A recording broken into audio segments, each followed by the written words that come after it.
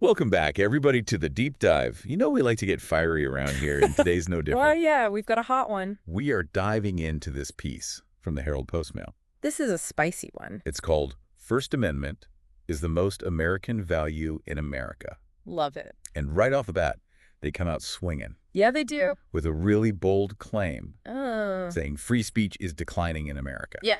And without it, the country, they say, loses its identity.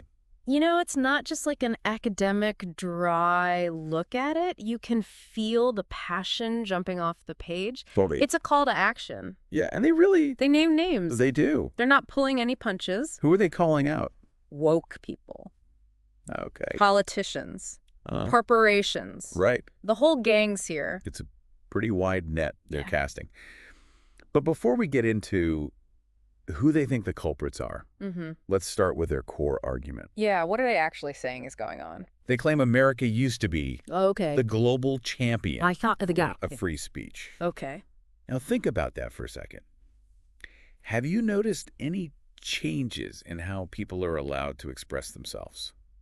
Or maybe even just like a hesitancy Yeah, to speak their minds. for sure. It- I feel like it's definitely, It's subtle, it is subtle. Yeah, but I think it's there. definitely. The Herald Post-Mail uses some Historical examples too. historical examples, yeah, some of which, frankly, made me chuckle at first. Okay, like what?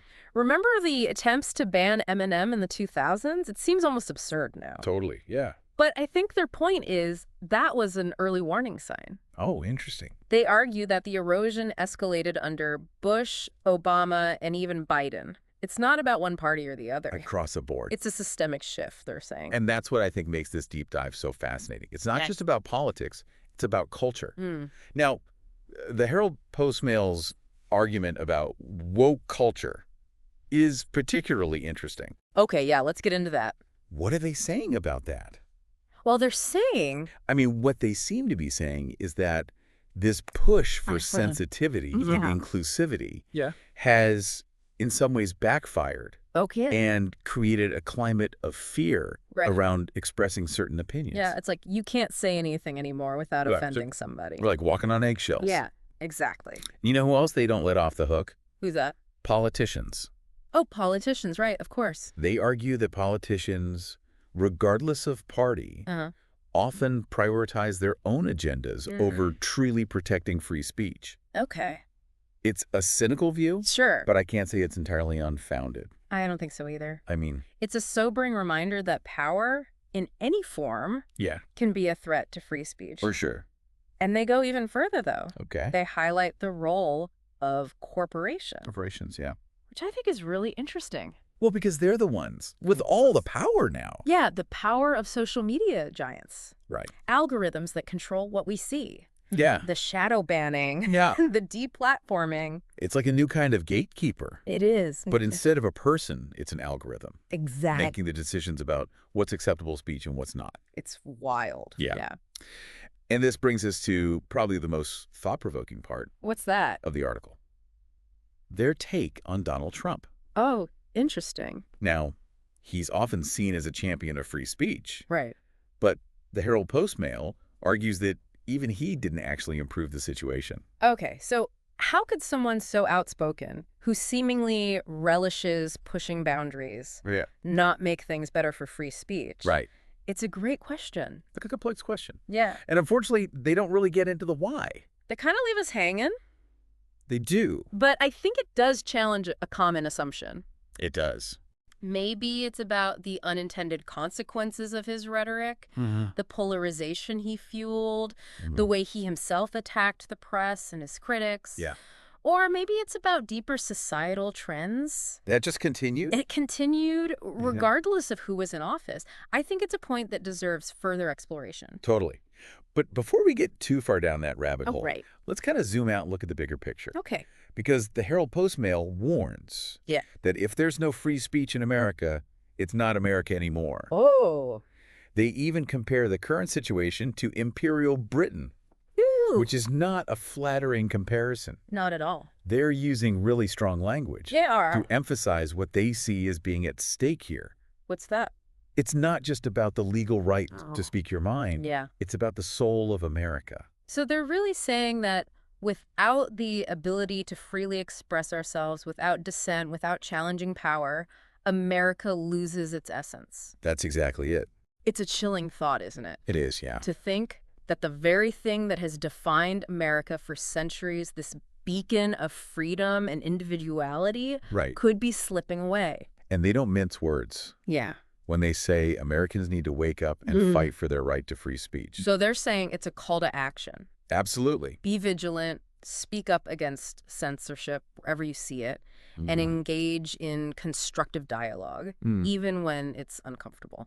So what does that look like Yeah. in practice? How do we actually do that? What are some concrete ways individuals can push back against this perceived threat to free speech? That's what we're going to delve into next. You know, I think the Herald Post-Mail makes a really great point about the First Amendment Okay. being not just some legal technicality, it's like a fundamental Yeah. value woven into American society. Yeah, they're saying defending free speech is synonymous with defending America itself. Exactly. It's a powerful statement. Yeah. And it makes you realize how much we might take this right for granted, Totally. you know? And I also appreciate that while they advocate fiercely Yeah. for the right to express opinions, Right. they're not advocating for like a complete free-for-all. Sure. You know what I mean? They're not saying anything goes. Yeah, they acknowledge that there are limits to free speech, like defamation or threats aren't protected. Right. It's not about being able to say anything you want, consequences be damned. Exactly. It's about the freedom to express your thoughts and beliefs, Right. even if they're unpopular, Right. as long as they fall within the bounds of legally protected speech. Yes, and that's where I think the Herald Post-Mail's argument about the dangers of woke culture comes in. Okay, so they're worried that this fear of causing offense is leading to kind of a chilling effect on open discourse. Exactly. So people are self-censoring, Yeah. afraid to speak their minds because they might be labeled insensitive or bigoted. Right. It's almost like we've gone too far in the other direction. It's like the pendulum has swung too far the other way. We went from a society where certain groups were silenced and marginalized to a society where people are afraid to say anything for fear of offending anyone. And that's the irony, right? It is. In an attempt to create a more inclusive and sensitive society, we may be inadvertently stifling the very conversations that need to happen. Which is interesting because the Herald Post-Mail seems to be saying that we need to find a way to have those difficult conversations, Yeah. to engage with opposing viewpoints and to challenge ideas without resorting to censorship. I think they're right. Me too. Open and honest dialogue, Yeah. even when it's uncomfortable, Mm-hmm. is essential for a healthy democracy. Absolutely. We need to be willing to listen to each other, For sure. even when we disagree. Okay, so we've talked about woke culture. We've Right. talked about politicians. Right. But what about the role of corporations in all of this? Oh, corporations, right. The Herald Post-Mail argues that they're a major player in the decline of free speech, especially with the rise of social media. Well, think about it. These platforms have enormous power.